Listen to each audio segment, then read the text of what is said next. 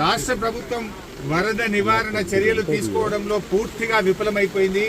ముఖ్యంగా ఈరోజు ఈ ఫెయిల్యూర్ అంతా కూడా రాష్ట్ర ముఖ్యమంత్రిది, రాష్ట్ర ప్రభుత్వాన్ని.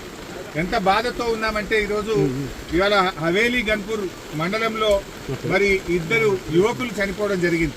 వాళ్ళ పిల్లలు, ముఖ్యంగా ఇద్దరు పిల్లలు గురుకుల పాఠశాలలో చదువుతున్నారు. వర్షాల వల్ల గురుకుల పాఠశాల లీక్ అవుతా ఉంది, మీ పిల్లల్ని తీసుకుపోండి అని ప్రిన్సిపల్ ఫోన్ చేస్తే పిల్లల్ని మెదక్కు పోయి తీసుకొచ్చుకుందామని బయలుదేరి మరి ఆటోలో నడుపుతున్నటువంటి యాదగౌడు, ఆటోలో కూర్చున్న సత్యనారాయణ ఇద్దరు కూడా ఈ వరదలో ఆటో కొట్టుకుపోయి చనిపోవడం జరిగింది.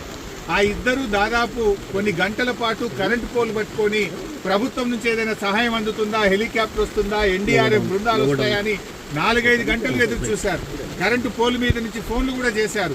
కానీ కలెక్టర్ గారు కానీ జిల్లా యంత్రాంగం ఎవరు స్పందించలేదు.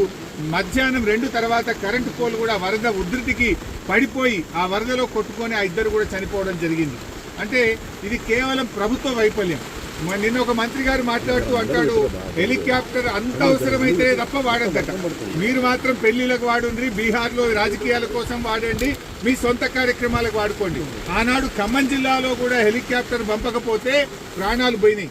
ఇవాళ మెదక్ జిల్లాలో కూడా సకాలంలో హెలికాప్టర్ రాక ప్రజల ప్రాణాలు పోయినాయి.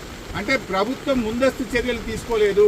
నిజాం సాగర్లో ఈ వరద ఉధృతిని చూసి గేట్లెత్తి ముందుగానే నిజాం సాగర్ను ఖాళీ చేసి ఉంటే బ్యాక్ వాటర్లో ఇంత నష్టం జరిగి ఉండేది కాదు. అటు ఇంజనీరింగ్ లోపం ఉంది, ప్రభుత్వ వైఫల్యం ఉంది. నిన్న ముఖ్యమంత్రి గారు ఇంత వరదలు వస్తుంటే వీడియో కాన్ఫరెన్స్ పెట్టి అత్యవసరంగా రివ్యూ చేయాల్సిన ముఖ్యమంత్రి ఆయన మూసీ సుందరీకరణ రివ్యూ చేస్తున్నాడు. ఇవాళ పొద్దున్న లేచి ఆటల పోటీల గురించి రివ్యూ చేస్తుంది. ఒక దిక్కు ప్రజల ప్రాణాలు పోతున్నాయి, తాగడానికి నీళ్లు లేవు.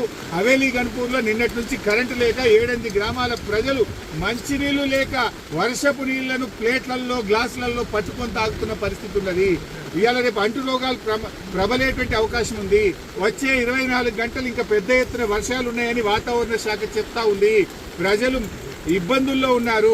ప్రభుత్వం ఇప్పటికైనా మేల్కొని అత్యవసర చర్యలు చేపట్టి ప్రజలను కాపాడుకోవాలి.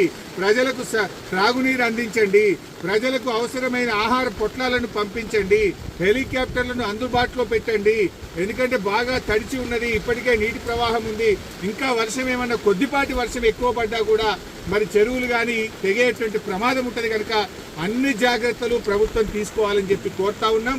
ఏదైతే పంట నష్టం జరిగిందో ఒక్కొక్క రైతుకు ఎకరానికి 25,000 రూపాయల సహాయం అందించాలని కోరుతున్నాం.